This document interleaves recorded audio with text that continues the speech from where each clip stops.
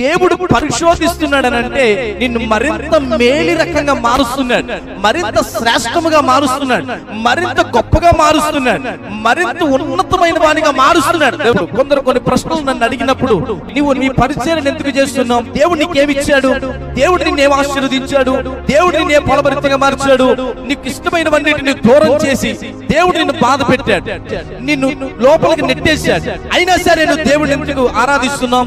అప్పుడు నా సహోదరులకి ఇలా చెప్పాను, నేను దహించి వేయబడలేదు, నేను కాలిపోతా లేదు, నేను మండుతున్నాను. అదే నాలో జరుగుతుంది.